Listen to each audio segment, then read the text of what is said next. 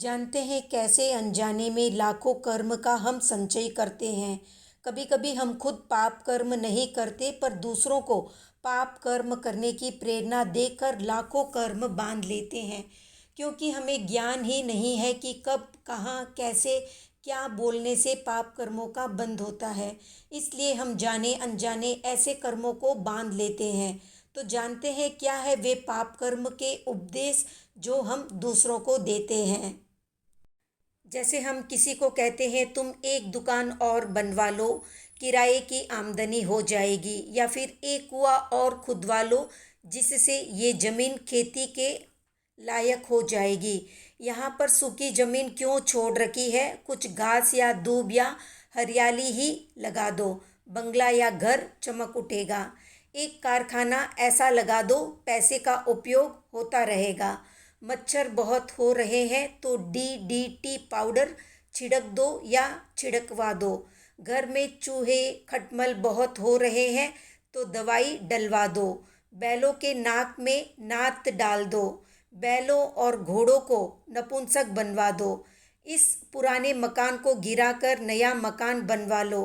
अभी सामान मजदूरी सस्ती है, थोड़े खर्चे में ही बन जाएगा। इस तरह अनेक प्रकार के व्यर्थ ही पापकारी सलाह देकर हम हजारों पाप कर्मों को करने के लिए दूसरों को प्रेरित करते हैं। इसके साथ ही हम अन्य तरीकों से भी पाप कर्मों का बंधन करते हैं, जैसे तंदुल मच्छ के समान। वचन से या जबान से कुछ भी बोले बिना और शरीर से कुछ भी किए बिना मात्र मन से दुष्ट चिंतन या दुर्ध्यान करते रहना। इस तरह के चिंतन और दुर्ध्यान से ही बंधे हुए कर्मों का घोर दुखदायक फल भोगना पड़ता है। ऐसे ही 5 प्रमाद आचरण से भी कर्मों का बंधन होते रहता है, जैसे मद्य, विषय, कसाई, निद्रा और विकता। सांसारिक गंदे गीत गाना, वाद्य, नृत्य, नाटक, खेल, क्रीड़ा आदि करना, या ताश, चौपड़, शतरंज आदि खेलना। धर्म ध्यान करने में आलस्य करना, खूब नींद लेना। भोजन, स्त्री, राज्य और राजाओं की कथा यानी स्त्री भक्त, देश और राजकथा में भाग लेना या उनकी चर्चा वार्ता में समय व्यतीत करते रहना। किसी भी कार्य को अयत्नापूर्वक नहीं करना। उपेक्षा भाव से घी, तेल, पानी आदि के बर्तनों को खुला रख कर छोड़ देना।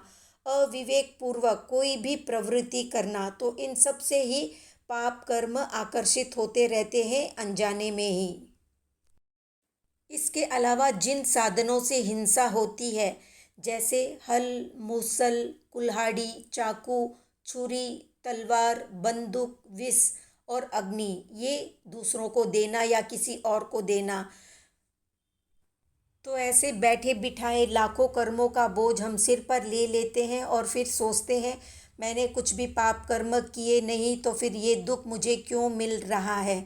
तो केवल खुद पाप कर्म न करने मात्र से कुछ नहीं होता, दूसरों को पाप कर्म की प्रेरणा देने से भी बहुत कुछ नुकसान होता है। तो अब जाग जाएं, जो गलतियां पहले हो गई है उनका मिच्छामी दुक्कडम करें और फिर नए सिरे से शुरुआत करें। तो कितने लोग अपनी हर क्रिया को जागरूकता पूर्वक करते हैं, कमेंट में बताएं। वीडियो पसंद आया तो लाइक, शेयर, सब्सक्राइब करें।